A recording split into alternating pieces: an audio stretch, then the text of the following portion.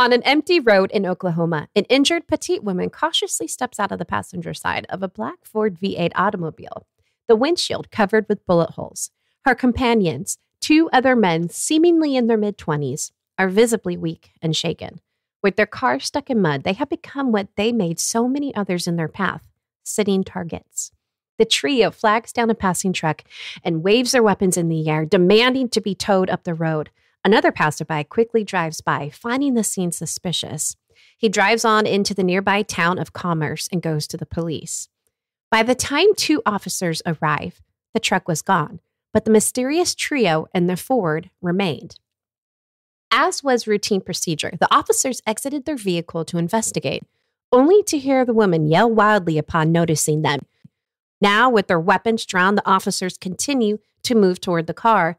Two machine guns appeared from the car and began firing at them. Although the officers were able to return 3 or 4 shots, one was hit in the abdomen, a bullet severing his spine and making him the final victim of Bonnie and Clyde.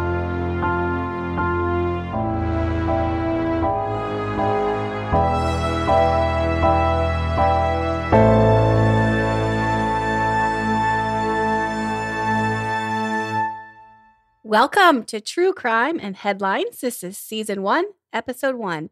I'm your host, Jo, a practicing board-certified psychiatric nurse practitioner. And I'm your host, Jules, a former teacher and a lifelong consumer of true crime history. We're about to be your true crime besties. Oh, yeah. And we are here to share stories that need to be heard. True Crime and Headlines is a proud production of the women-owned Anley Audio House, LLC. We would love your support by giving us a 5-star review wherever you get your podcasts.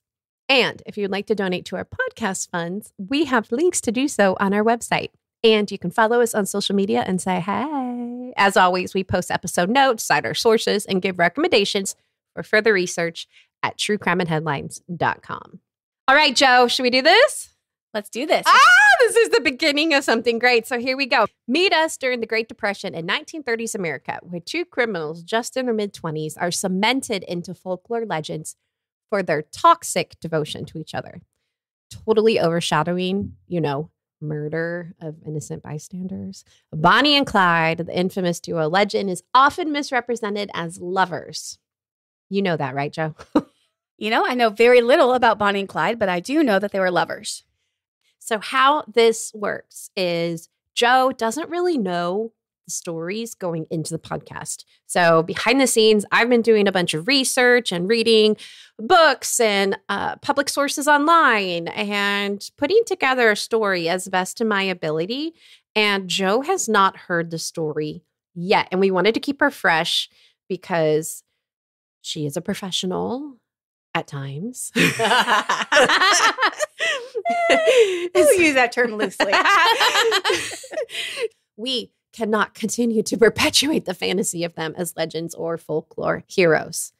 Yeah, that's the first thing I think of when I think about Bonnie and Clyde is their romantic love and the heroism. Oh, goodness gracious. Nor do they deserve to be given those titles. Jo, I will make you not like Bonnie and Clyde. Not sure it's possible. Oh, we are going to dive right into the crimes before we go into the backgrounds, though, Jo. And in the backgrounds, that's where we rely heavily on Jo and her expertise because we want to understand why they did what they did beyond the public's collective understanding of, oh, they just loved each other. No, there was that Bonnie, like we said before with Clyde, and there was that Clyde before the Bonnie. And then obviously together. So before we do that, we need to introduce just a few main characters. Although most only know about Bonnie and Clyde, the gang actually had another couple. So this was a husband and wife duo. Buck Barrow, Clyde's older brother, and Blanche Barrow, Buck's wife. So the rest of the gang, just a few of the main characters. We have W.D. Jones. He was a family friend. So his mother was actually friends with Clyde's mother. So they grew up knowing each other throughout the years. And he joined the gang when he was just 15 or 16, after the gang was actually already well established. Then we have Henry Methvin. Henry Methvin didn't join the gang until like the last 5 months. And how he joins is a bit of a wild story that we'll share soon. But I will say that if Henry Methvin had never come into the story, Bonnie and Clyde would likely have not died the way that they did. And then lastly, Raymond Hamilton. His relationship with Clyde may have been the most tumultuous of them all, and he is involved in most of the early crimes with Clyde. And now the time has arrived, Joe. Boy meets girl? Boy meets girl. Murderer meets murderer. January 5th, 1930, Bonnie Parker, just 4. What a sweet little name, Bonnie Parker. It's a total kindergarten roll call. I love you, Bonnie. Susie Jones here, Bonnie Parker. She's so innocent. She is so innocent. Yeah, okay. Stress me out, Joe. January 5th, 1930, Bonnie Parker, 4'11" and 110 pounds, just 19, meets Clyde Barrow, just 20, who was already a fugitive. Bad boy. What you gonna do? Bonnie goes to a friend's home and is in the kitchen when in walks a mutual friend, Clyde Barrow, and over hot chocolate. We're just gonna keep going. I'm having a friend for dinner.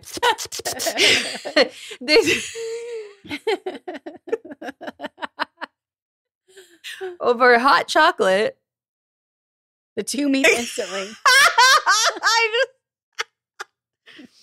And feel drawn to one another. Clyde, 5'7", handsome with what Bonnie's mother would later say is college boy good looks, had brown eyes and a slight dimple on his cheek. Oh, I bet he was so cute.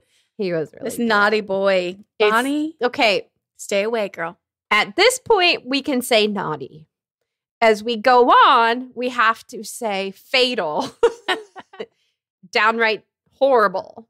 I will allow that. Let the court records show. Bonnie and Clyde spent just a few weeks together, infatuated and spending as much time together as they could. So I didn't realize, Joe, that they had such a short amount of time together, just a few weeks before Clyde was arrested for car theft. So he was already a wanted fugitive for that car theft. He was actually arrested at Bonnie's house while staying on the couch.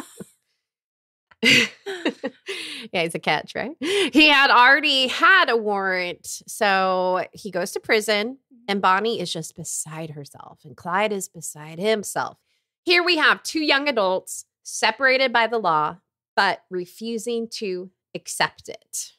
So what we have here is an external locus of control, right? Or placing blame on external forces versus kind of ownership. So I broke the law and therefore the law is after me. It's not my fault. It's the law's fault that we're separated. I saw a lot of that when I taught high school. Oh, it's real in adolescence. Absolutely. Woo! Bonnie not only visits Clyde during his sentence, but is so in love with him that she agrees to help him escape by smuggling a gun to him inside the prison. It's with this gun that he and his cellmates escaped on March 11, 1930. Now, he's captured just 2 weeks later, and get this. So he was in for car theft, right? He escapes, he's recaptured, and then to make an example out of what happens when you escape from prison, we're going to sentence you, Clyde, to 15 years of hard labor at this notorious Texas prison. It's called Eastham Prison Farm. And it's said that at this farm, Clyde was often beat up by the guards from transgressions such as just complaining about the pace of the cotton picking expectation and for things like slipping his sister a note during a visit. He probably should have just served the original sentence. Yeah. That was probably a lot less time away from his love, Bonnie. Yeah, but I don't think Clyde would have ever accepted any kind of containment. True. In any sense. He's lived this, we'll go on to learn about this life of how Clyde wants to live, he's going to live. The whippings of prisoners was actually illegal. However, they still permitted it to continue in the corrupt prison State Farm. And Clyde witnessed prisoners breaking out into fights amongst themselves, and he actually witnessed one young prisoner being stabbed to death by another. So we don't know a lot about Clyde's life yet. However, I suspect early trauma, and this would be another trauma, right? So now we're looking at complex trauma.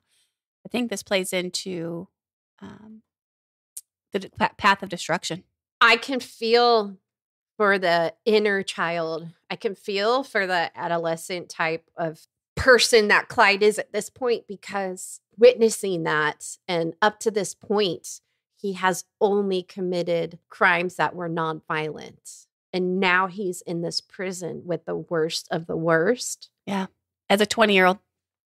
In his book, Go Down Together, The True Untold Story of Bonnie and Clyde, Jeff Gwynne reports that Clyde's first killing was seen as an act more so of self-defense. So this is what goes down, Joe. So we've got Clyde, who is a young, small, handsome new inmate. So he's marked for rape and assault, immediately. And it's actually his rapist that he eventually kills by crushing his skull with a pipe during an ambush in a bathroom. Interesting. Do we know if it was in the act of the rape or after the rape? Well, my understanding was that it was not in the moment of self-defense, but it was luring the rapist into the bathroom and waiting for that individual to arrive and then ambush by... And was he charged? No. So this is interesting. There's another inmate who was already doing life in Easton Prison Farm. And so he takes credit for the killing. Clyde's never held responsible. And I think that inmate took credit because the guy that was killed was a bigger fish, like the big honcho running the prison. Yeah, clearly if he's, yeah. Yeah, so take out, and this guy's already serving life. Why not? Why not and get more cred? Street cred. Exactly. So it was a symbiotic relationship, I totally think. And we clearly know that Clyde does not stay in prison for 15 years doing hard labor. So he does manage to get out early. And how he does so is very interesting. So during this time, his mother, Kumi, begins writing the judge who oversaw Clyde's case to ask for his release. So Kumi, Clyde's mother, may be the original enabling mama, or like rose-colored glasses, or both. I don't know, but what I do know was that Kumi married Clyde's father when she was only 17. And they quickly went from a family of 2 to a family of 9. Woohoo! And this is during I can hardly deal with a family of 4. Well, they're very busy. Now, this is during World War I and leading into the Great Depression, and they were farmers. So lots of help on the farm. Lots of help on the farm, lots of mouths to feed as well. And she worked really hard to get Clyde out of jail by spinning lies. So according to history.com, Kumi tried everything from telling reporters that Clyde was still just a teenager under 18, which was a lie because he was 20, right? Yeah, she knew that they would show leniency on a teenager. And she also said she was a widow. Dad's not dead. Dad's not dead. She's not a widow. But she said she was, and she needed Clyde released so he could help bring in money. So we've got emotional manipulation. Why not, right? After being so diligent and dogged about getting her son out of prison, she was able to secure his release on the basis that he was just 18. If only that happened these days, right? What about court records? Come on. And he was really 21. However, during all this time, now this is where I lean towards, I hate to say siding with Kumi, but we don't know if she knew what was actually going on with Clyde. Was he able to convey the type of abuse that he was? Yeah, I'm sure the prison was known for it, but also he got in trouble for trying to sneak his sister a letter. So was he trying to get the message out about how bad it was? Could they see that when they visited him? Yeah, and we don't know, but if you found out. I'd kill for my kids. Come on.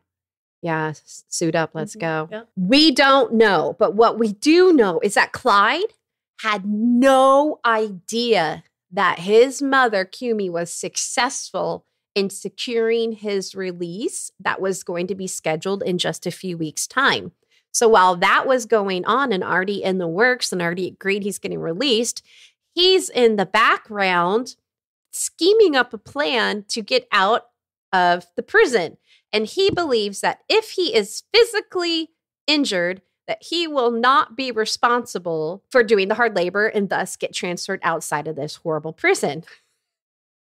So now this part always like throws me for a What's loop. he do?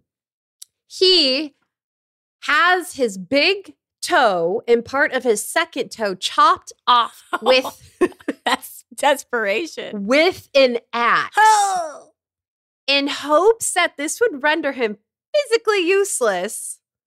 Don't mind like possibilities. Sepsis, death, Is worth that it. wild? Or I mean, Yeah, that's desperation. it reminds me Oh my gosh. of wolves in a trap who will chew their own leg off just to survive. Yeah. That survival instinct. Can you I mean, imagine when he sees mom now and he's limping out because he has no toe? Little did he know that mom. The whole time. I mean, knowing what we know now about, we know Clyde was not a good person. So knowing that and hearing this story, you're like, haha. But at the time, you're like, oh no, he wants to survive his toe and a half. I can only imagine. So just a few weeks later, as was already planned, on crutches, Clyde is released from prison. However, he would forever walk with a limp. And it is reported that because of this decision to chop off his toesies, he would have to then drive shoeless and in his socks just in order to feel the pedals of the car while he was driving. You made it, bro. So I totally think it's this experience at the prison with the law separating him from Bonnie, and then also in a way separating him in this pivotal removal of whatever innocence he had left. It propels his decision to continue crime because he continues from this point on to do robberies. And it was said that he was doing these robberies to get enough money to then in turn go back to the prison farm and take revenge on everybody who had wronged him. Shortly after Clyde returns home in West Dallas from trying out numerous honest jobs in an attempt to turn his life around, Bonnie told her mother that she had gotten a new job selling makeup and she would have to go to Houston. So remember, we're in the Great Depression. Jobs are not easily acquired. So her mother, Emma, was thankful for the work for her daughter. Just 2 days later, Bonnie would find herself arrested and in jail, needing her mother. So it later came out that Bonnie actually never had a job lined up, Joe. Instead, it was a planned robbery, which she joined Clyde on with his accomplices. So with many of Clyde's plans, this also did not go accordingly. They barely escaped in the stolen car and driving recklessly away. They managed to crash and get their car stuck in mud. So having being able to escape the car, they're now injured, but the gang succeeds on getting away by foot to mount donkeys in a farmer's pasture to then attempt to ride said donkeys to continue their escape. So the donkeys would not move. So they're these criminals. I'm sorry. They're muddy and injured and in a panic, and they're sitting on these asses and they can't move. Sorry, I don't know why it's so funny to me. So then they have to dismount the donkeys and they all run in different directions, but except for Bonnie and Clyde. And so Clyde is carrying Bonnie because she got injured. And he leaves her in a barn. And he tells like her, the Virgin Mary. I did not draw that. You're welcome. But I do appreciate that parallelism. You're welcome. Do it again. So it's like Jesus. Bonnie, okay, so he leaves Bonnie straight up in the barn and he's like, yo, girl, I'm going to come back for you. You just sit here on this bale of hay injured and I'll come back for you. And she thinks he'll come back. And she waits and she waits and she waits for several hours. And now she thinks that, okay, Clyde got captured. So she decides to walk. And she's injured. So she's got this kind of zombie walk on the side of the road. This muddy, injured girl trailing down the side of the road, trying to hitchhike back to Dallas. And the police pick her up. And that's when she finds herself in jail. They put 2 and 2 together. She's part of the gang. She should have never met this guy. Okay. Do not dismiss Bonnie's behaviors, though, Joe. So one of the accomplices, Ralph Fultz, was also with them, and he was picked up. And so he's smart. He never actually rejoins the gang. So you go, Ralph. Bonnie was in jail from March through early June when her case eventually gets dismissed and she's sent home with her mother. So it's during this time when she was locked up, however, that Clyde and some of the gang commit their first murder during a job gone wrong. Are we noticing a theme? Time out. So she helps him get out right away. For sure. But he's like, deuces, babe. I'm going to go do this other stuff. Enjoy your time. Well, he got out. And he tried to go on the straight and narrow and get some honest jobs, and it didn't work. And just after a few weeks or months, and then he went right back to a life of crime. Yeah. All right. What was the first crime? So before the name Bonnie and Clyde appeared in papers, Clyde and his accomplices were first known as the Root Square Gang. And this is where we have victim number 1. So John N. Butcher of Hillsboro, Texas, and he was killed April 27, 1932. John N. Butcher was 61 years old when he was shot in the chest in his own store by the accomplices of Clyde Barrow, Ted Rogers, or Frank Claus. And I say or because the individual who actually fired the gun, which killed Mr. Butcher, is not known or confirmed. Okay. So it may never be known who actually killed him, but the order of events was relayed by Mr. Butcher's wife, who witnessed his murder. And this is what happened. A man came to the general gas station / jewelry shop / grocery, which John had owned. So living upstairs, he hears a customer call out from below asking to purchase some guitar strings. So it is the middle of the night, but John kindly obliges and goes to open up his shop. And when the customer pays with a $10 bill, which today would actually, do you know what it would be equivalent to? $100. $218 for today. some guitar strings? So he gives John a $10 bill, expecting change back because you would need, because equivalent today, it's $218. So I'm guessing what it would be like 25 cents, 5 cents at the time. So they know he would need a lot of change. And where do you get a lot of change to return from your safe? So John has to call to his wife, who's upstairs, and tells her, come downstairs and can you bring the key to open the money safe? You know, he's got a $10 bill. He's got to give all this change to this gentleman. So as John opens the safe to pull out the change, he's shot. Oh. Now, there are conflicting reports about John's own firearm. Some say he had it in his safe, and some say he actually had it tucked into his belt.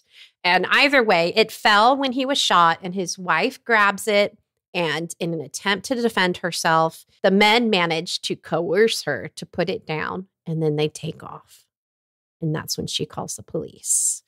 And she's attending to her husband, who is now deceased on the floor. So Clyde later tells his sister Nell that he was not the one who shot the man, but rather it was one of his accomplices. And Clyde claims that he was in the car, and once he heard the gunshot, he took off. I'm sure he's telling the truth. Why would you say that? Is that because he just abandoned Bonnie? Because he is a forthright person. He's a douchebag. I know. So I read many different versions of the story. And the one which I cannot shake from my mind is that Clyde supposedly staked out this particular place as he was known acquaintances with the victim's son. Clyde knew there were guitar strings in the shop, and he knew the safe would need to be opened if he needed change from giving a larger bill. So Clyde is turning to crime against his fellow man. Clyde's own father owned a filling station. His own father ran the same type of business just to keep the family afloat during the Great Depression. So now John's wife, Medora, she's not only a widow, but she's a widowed woman during the Great Depression. And she will forever carry this trauma of witnessing her husband's murder. Now, this event becomes known as the Hillsborough murder.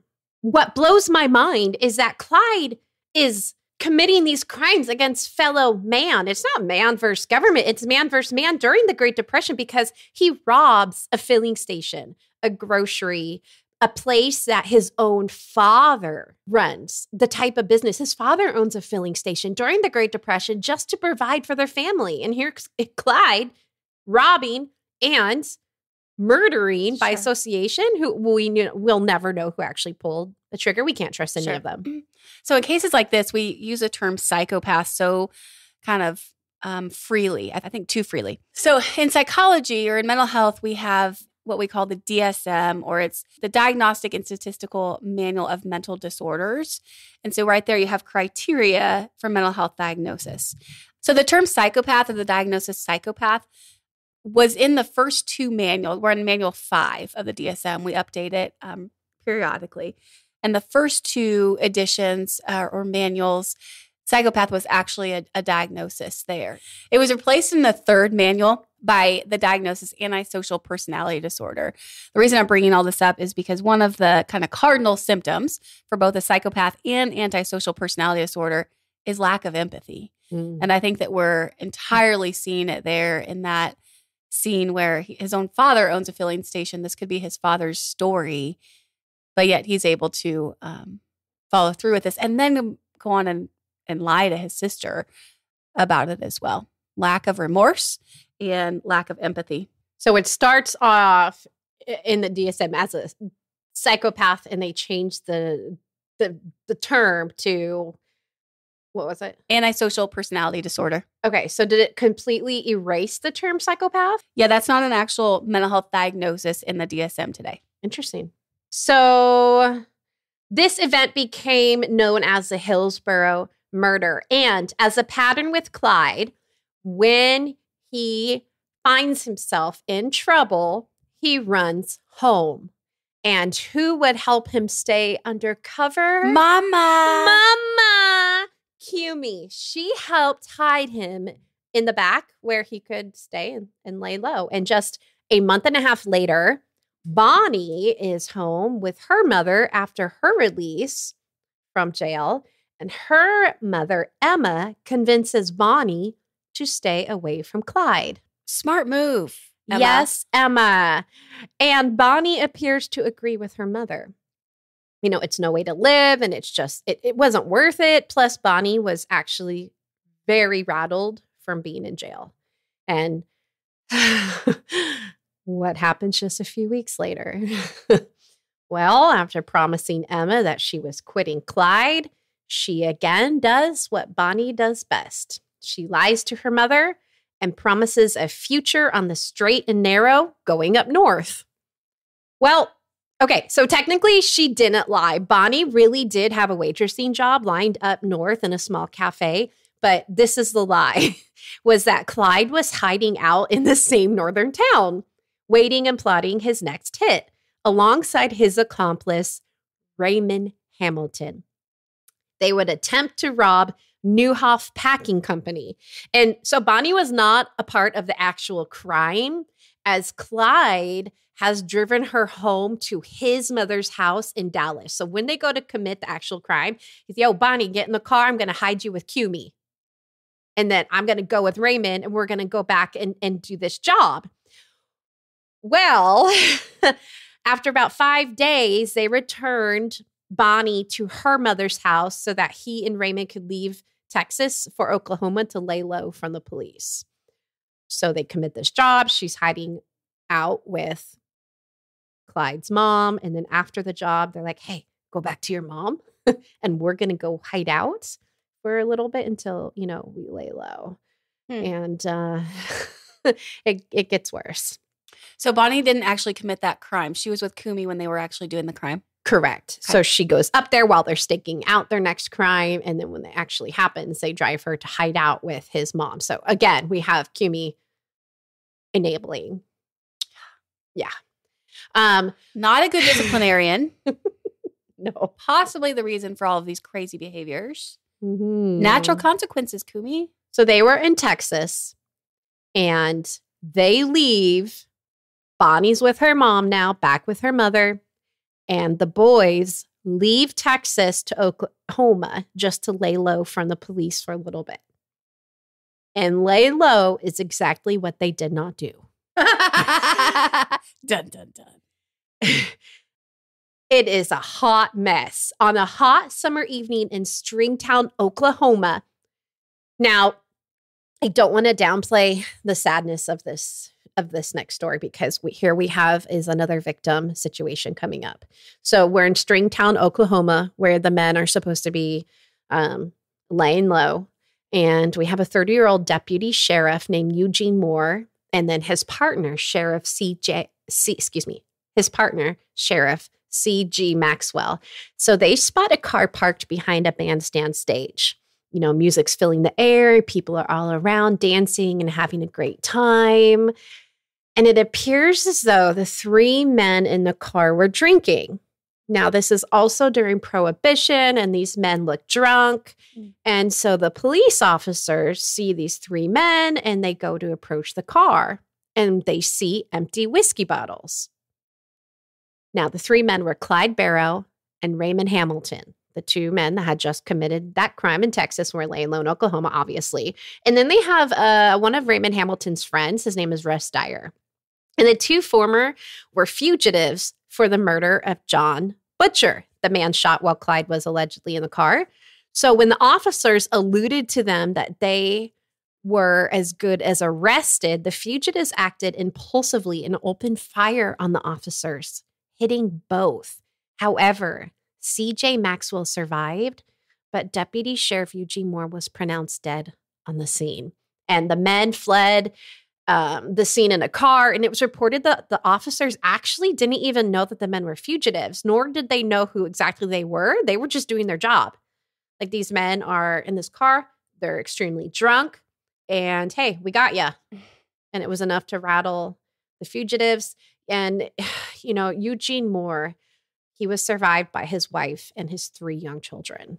Oh, so this is 3, right? So you've got the guy in prison, then you've got the guy that owns the shop, and now you've got the police officer. Yes. The one in prison, we did not count towards the victims of the Bonnie and Clyde gang era, though. Yeah. So this would be technically victim number 2 from their exploits as the gang. Yeah, exactly. There are actually many events, Joe, that are rumored to be attributed to Bonnie and Clyde. We won't be going into all of those for this episode, but there were many events that people were just saying, oh, that was from Bonnie and Clyde. That was from Bonnie and Clyde. But they remain rumors to this day. Okay. Bonnie had such a deep connection with her mother, Emma, and she was known to cry often and inconsolably because she missed her mom so much whenever they are on the road, that her constant longing. More reason to love Bonnie. Her constant longing to want to visit home left Clyde with the only option to make it happen. Now, Clyde also had a close connection with his older sister, Nell, and his mother as well. So although he allegedly felt that he would be fine without going home along their crime sprees, Bonnie's needs helped convince him to do so. So in October of 1932, the pair took the roads home, tossed a glass bottle into her mother's yard, which was a signal that they were in town, and returned later in the dark of the night for a quick visit before once again fleeing. Does that make sense? Yeah. So I'm thinking, how did Emma know that was did they set that up? I'm assuming that it was just a known thing. Yeah, it was actually reported they had multiple different symbols when they would be in town, but I guess that would be the least noticeable one. Oh, it's kind of green fun. Bottle in the yard. I'll see you tonight. Actually, Raymond Hamilton also had a close connection to his father in Michigan. And it's on this visit in December of 1932 where he falls in love with a woman. So this woman was a local waitress whom Raymond confided in about his crimes and involvement with Bonnie and Clyde. So everyone's going home and visiting their parents and their families, and loose lips shink ships. I sell seashores down my seashell. Jimmy Shunch. Loose lips sink ships. He falls in love with this woman and he tells her all about Bonnie and Clyde and yada, yada. I'm so sexy for this. And okay, this man has fled police. He's killed police. He's robbed businesses. Yet all it took was a waitress who had another boyfriend who happened to be a cop. Oh, whoops. To take him down. So Hamilton was a bit of a frat boy type, and he was known for his wild social ways. And fittingly, he was arrested while he was taking his girlfriend roller skating, who was also someone else's girlfriend. So in roller skates, he is betrayed by his new girlfriend. So he can't get away because he's at a roller rink. And he's on these little roller skates and he's ambushed by the cops. So where you going to go, bro? And he goes to jail. And he's actually tried for that first murder of Mr. Butcher and another robbery. And he's actually eventually sentenced up to 263 years. Oh. In an Alabama jail.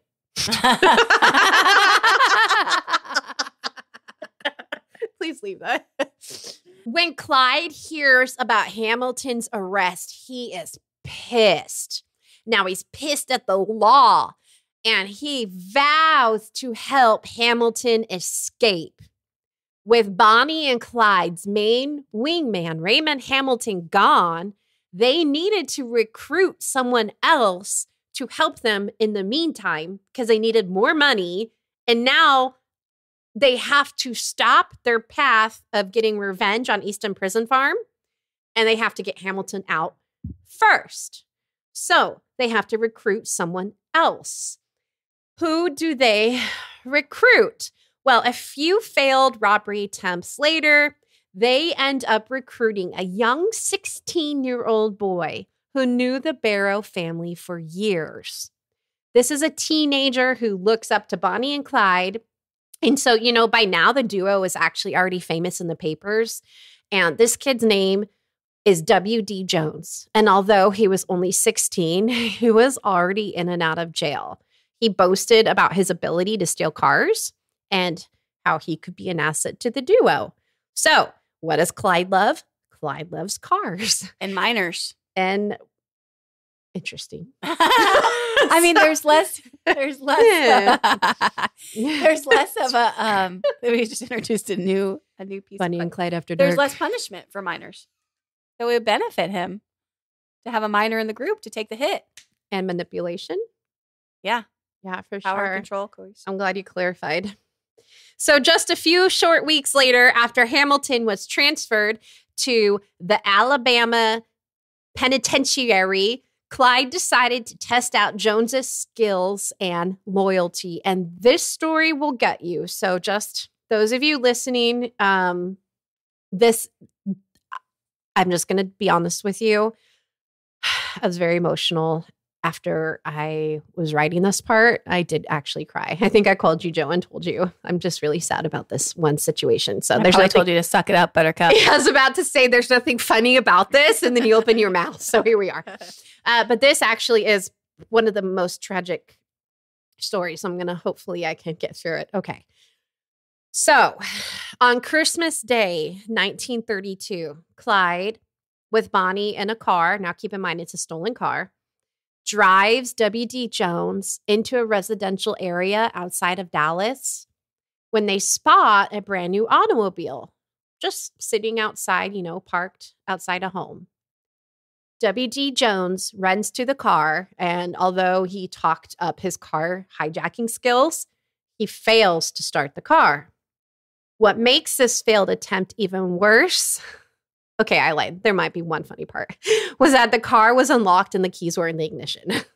So he still could not start it. Clyde was forced to run out and help Jones push the car when the residents of the house run out and see what's happening.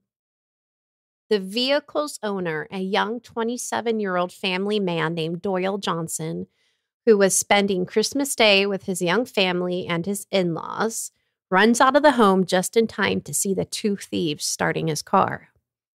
As he runs toward his car, W.D. Jones pulls out a gun, and during a scuffle, the firearm discharges and misses Johnson. Clyde then takes his .45 revolver and fatally shoots Johnson. Mm-hmm. The murderers then speed off in Johnson's car, with Bonnie trailing in the driver's seat of the car they arrived in. Doyle Johnson's life ended on Christmas Day, 1932, during a fatal botched initiation. Doyle Johnson's wife became a widow on Christmas Day. Okay, this part gets me bad. Hold on. Doyle Johnson's new baby became fatherless by the hand of Clyde Barrow. And these victim stories are all absolutely devastating. And sadly, they all have something in common. It's that Clyde and his posse cannot pull off any crimes without carnage. He's impulsive, he's unprepared, he's reckless, and he's ruthless.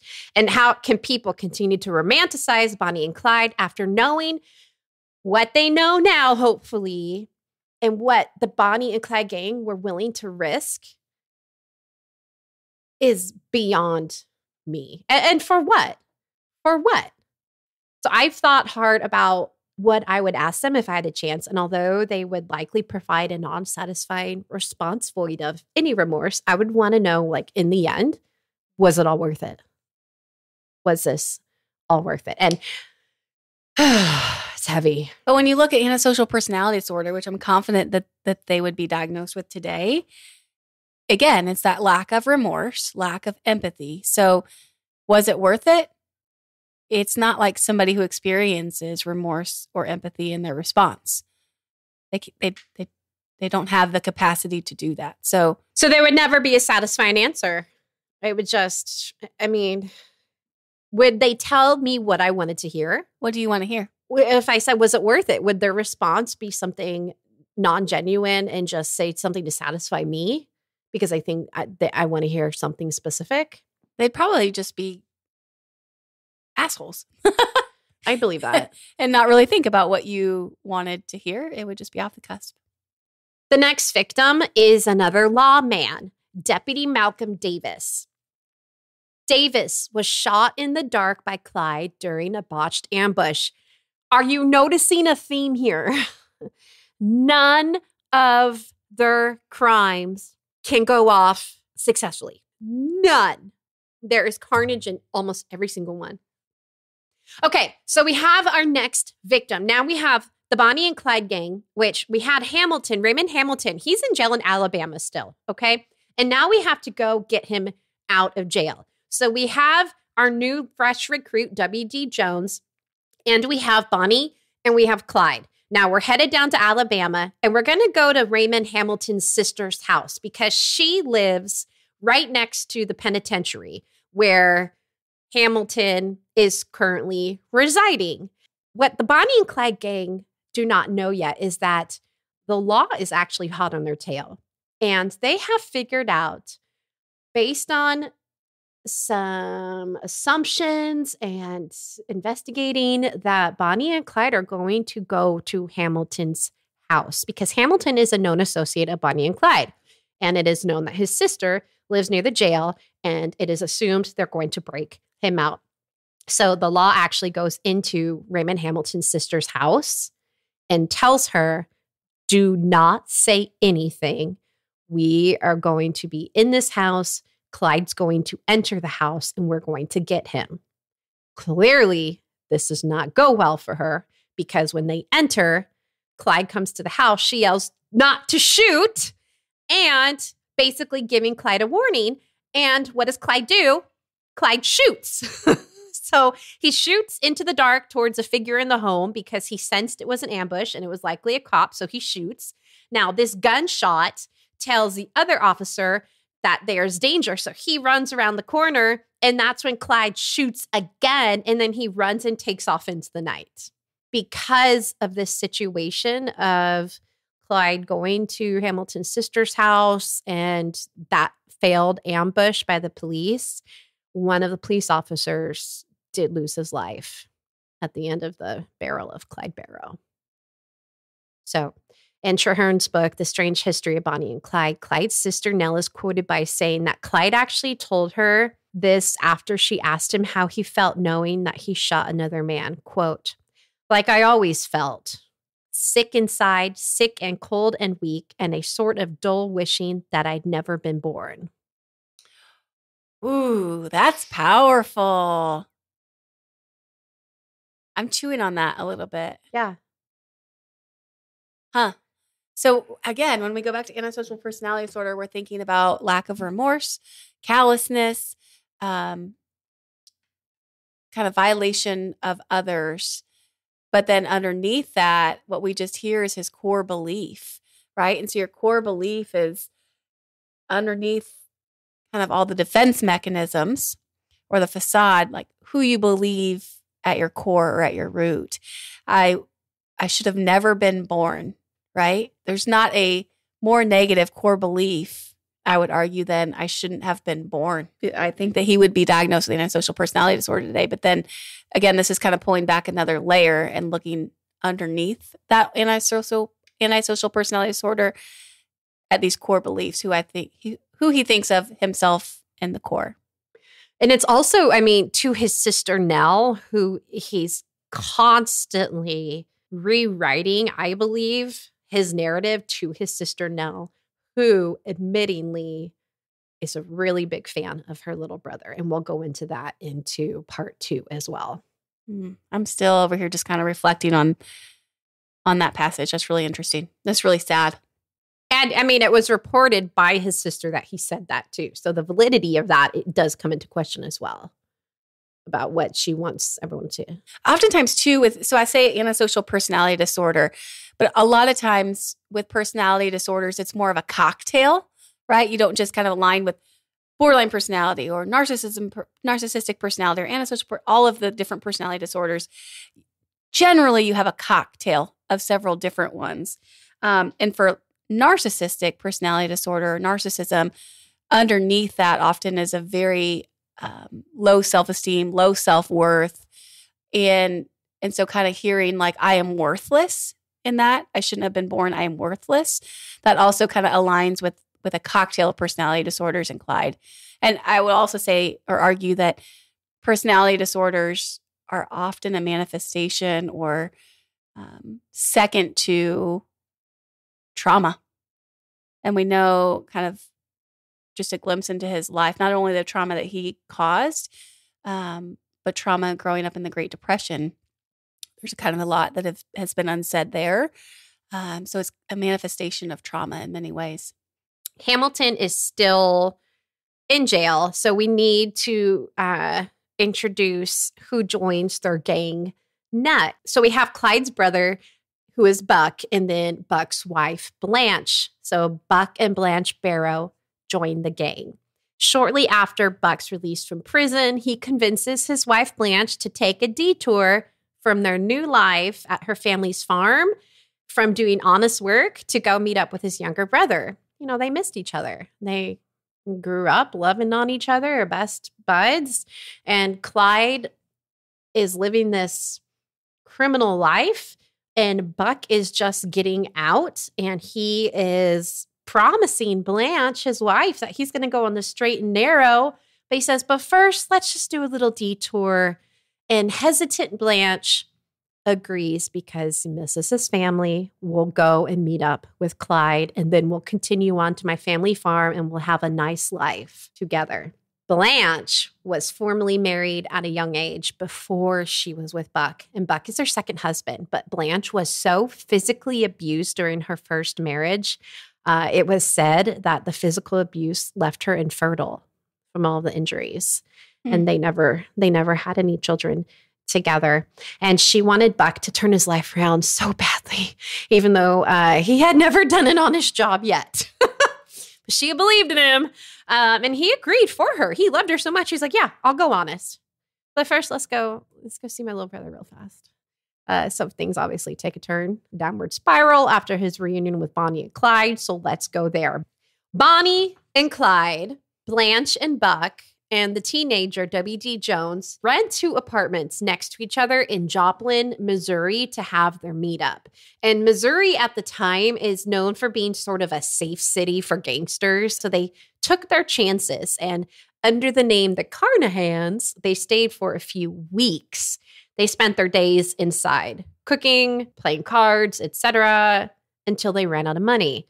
So Clyde and W.D. Jones have to leave the apartment to go scout places to rob, and unknowingly leaving their gangmates exposed to the law, who had tips from neighbors that were suspicious of them because they kept seeing multiple guns go in and out and multiple license plates on these cars. So yeah, they're suspicious that they were actually bootleggers because prohibition, the illegal selling and buying. So much for a sanctuary city.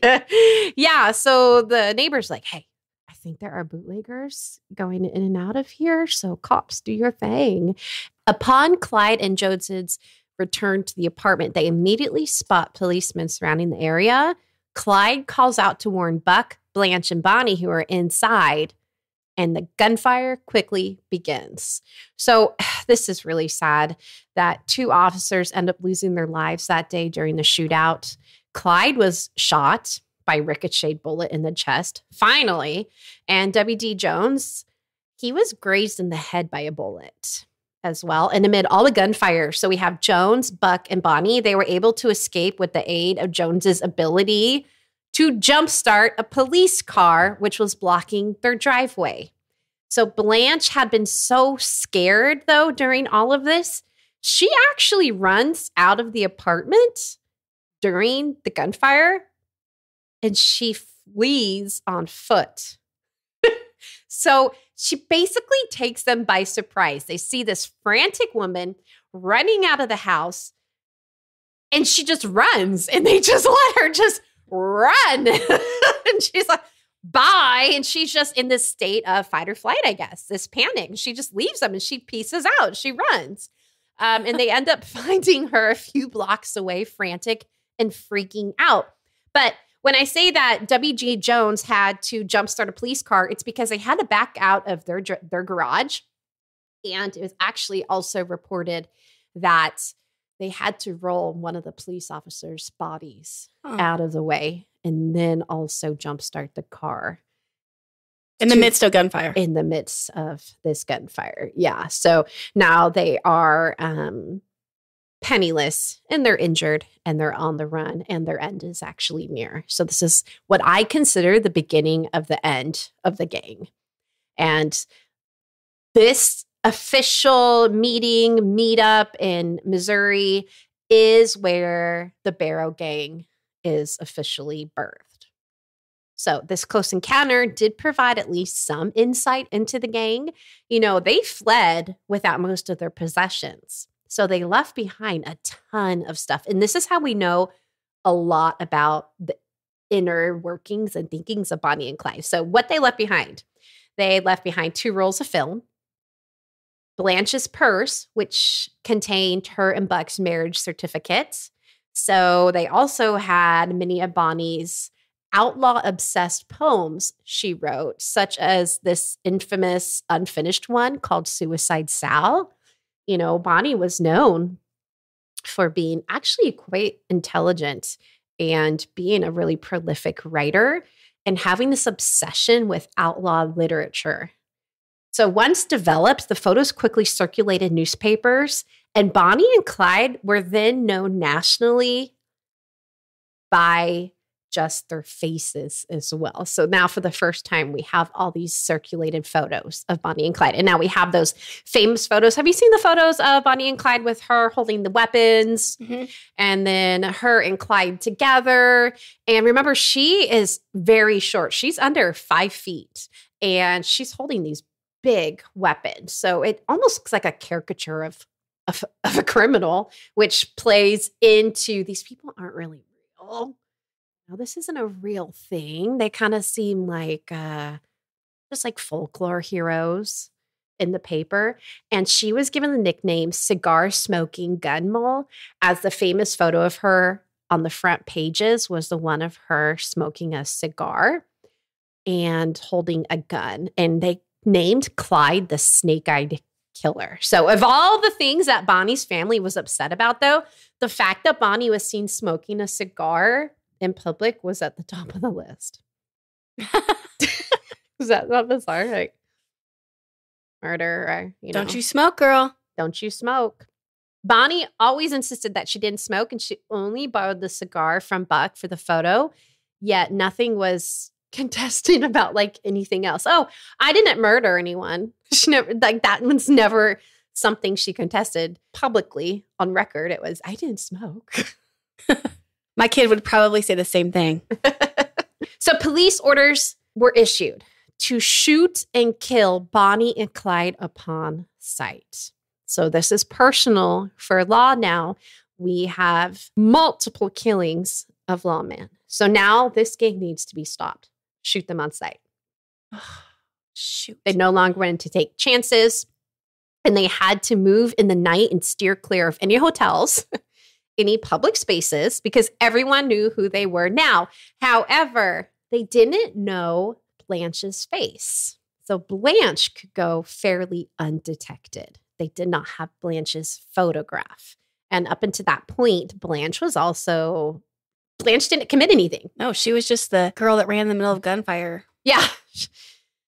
Oh, Blanche. So a few months passed and spring brings warmer weather, allowing the Barrow gang to camp outside secretly and comfortably.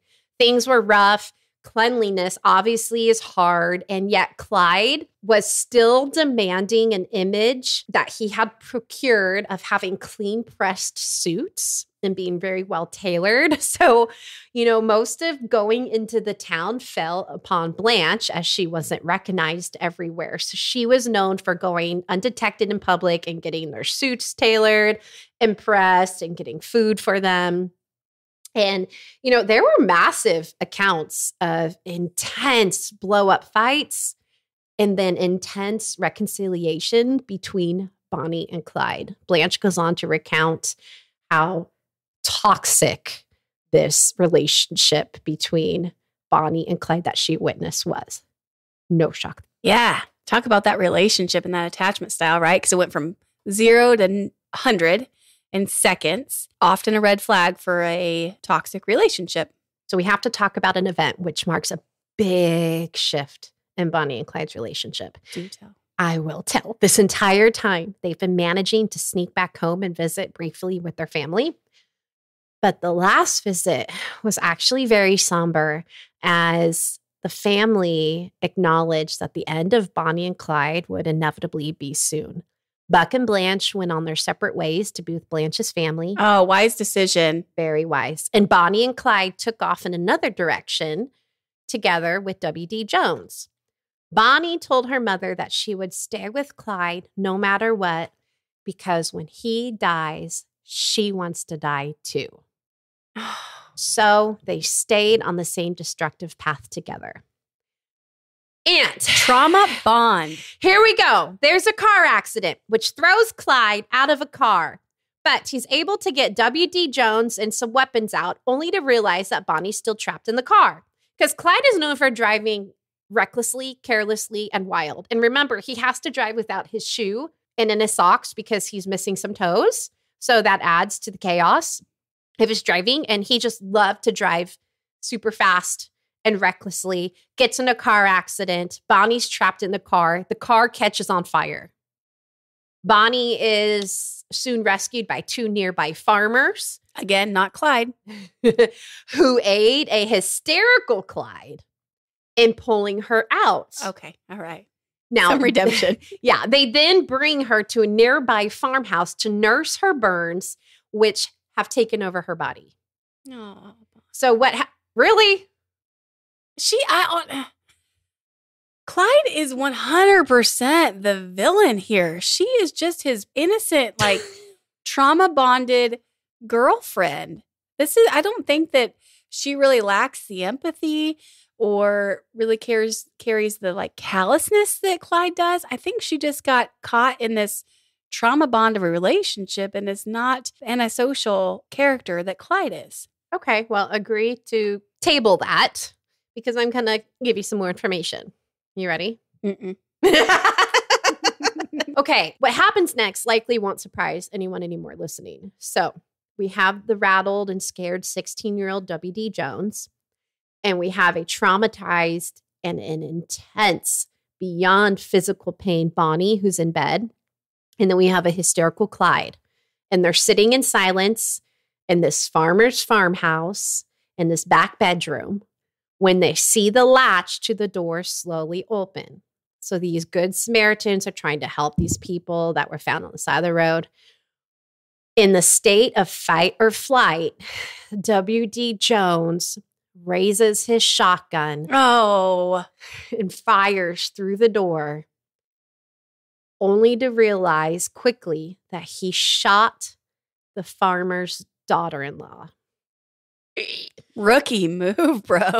With adrenaline pumping, all 3 bolt out the door into the darkness of the fields. And what they had not known actually was one of the farmers, one of the 2 that had rescued them, had become suspicious of the trio when they had denied the offer to bring Bonnie to a hospital. So he slipped away and called the police. The trio, they bolted out of this farmhouse, but they're greeted by 2 police officers who were there in waiting. And Clyde and Jones were able to actually take the police officers by surprise. They weren't expecting the trio to bolt out of this house. And unfortunately, the trio took the police car and the 2 police officers, and they fled for Texas, where they had a scheduled meetup with Buck and Blanche. Buck and Blanche come back. So they let those 2 officers live. They did. I wonder why they did that. I wonder why they didn't kill them. Why did they take them with them? Well, that is a really good question. And that is one we'll answer. In part 2. BRB. Hey, Google, why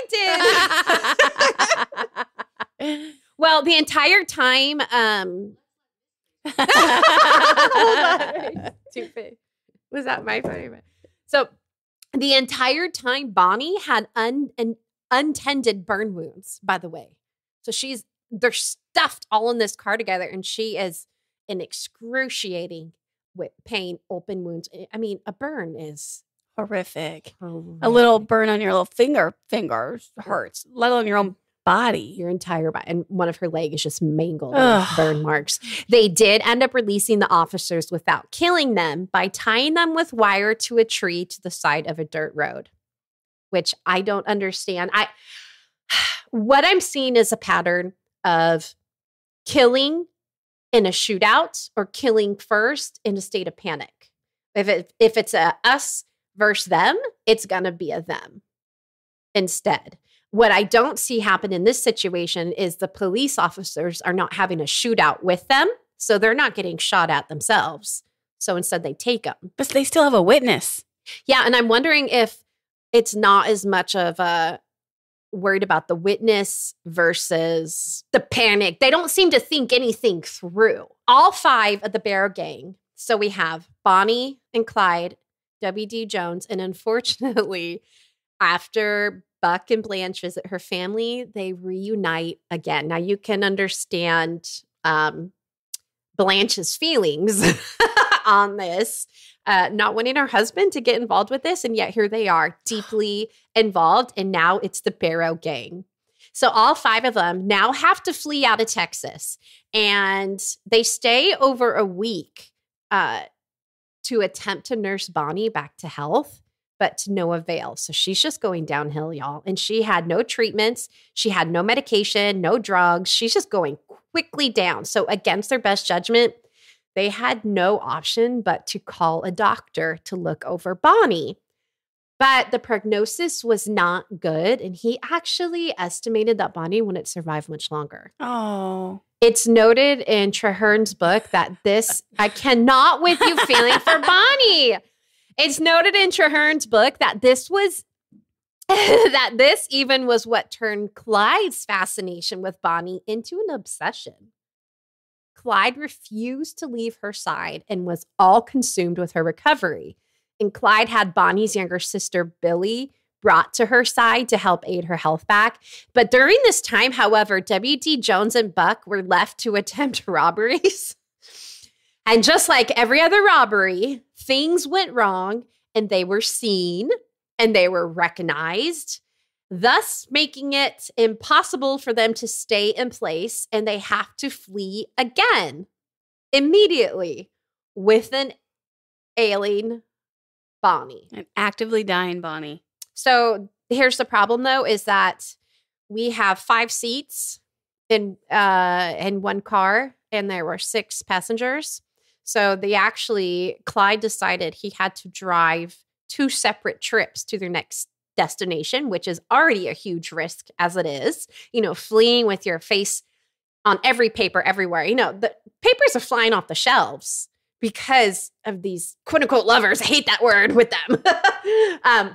They can't go anywhere. So what did they do? Okay, they go ahead and they find a refuge along a hilltop, and they stay there for 3 days, which allows the Barrow brothers to steal a doctor's car, which happens to have medical supplies in it. And they also go and rob a National Guard armory for weapons. And then they send Bonnie's sister Billy home on a train. So by July, Bonnie's burns are mostly healed, although her body and face were still covered in bandages.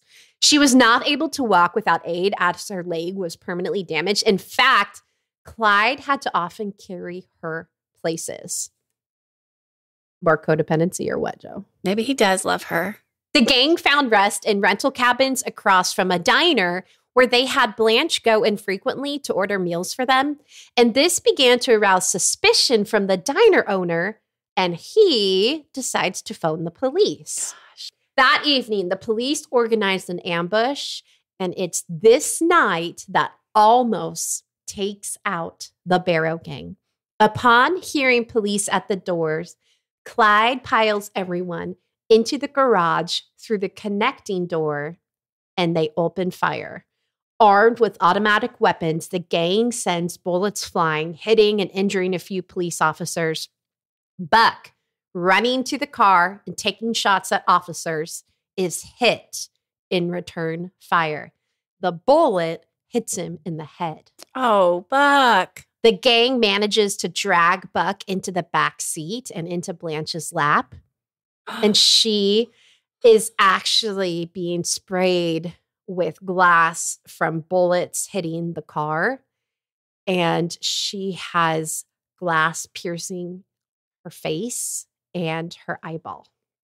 So she doesn't even want to be a part of this life. She does eventually lose her eyesight in one eye from all of this. It was that intense. So she's bleeding down her face, and Buck is bleeding out. The police were prepared to approach the gang. However, they actually weren't prepared to mobilize to take chase after the gang because they're thinking, hey, we've got them surrounded. I mean, how could this go wrong? But, Clyde's driving skills, the quick and rapid response to this ambush from the police, they're actually able to get away from this situation. And that meant that the gang could safely stop in some farmer's field and use this farmer's car jack to fix a tire and then take off. And the gang decides to drive through the night. And Clyde, who takes them to a public park to rest, realizes Buck's dying. Blanche has a face full of glass shards. She's profusely bleeding from one eye. And Bonnie's leg needs immediate attention and dressing changes. They're broke. They have no food. They have no water. They're basically camping. Campground from hell, basically. And the next morning, as they're slowly walking and moving about and getting ready to roast some weenies, they hear voices shout at them from behind the trees, "Do not move!" And neither should you, because we will be back in episode 1, part 2, to finish our series on Bonnie and Clyde. This episode was produced by Ann Lee Audio House, LLC, a woman-owned company. Audio engineer and original score by Audio Stephen C. Nill. Don't forget to leave a 5-star review to help us grow, and make sure to say hey to us on our socials. I'm your host, Jo. And I'm your host, Jules. And we'll see you in part 2. Ann Lee. Audio House. LLC. My mama is a podcaster. I too.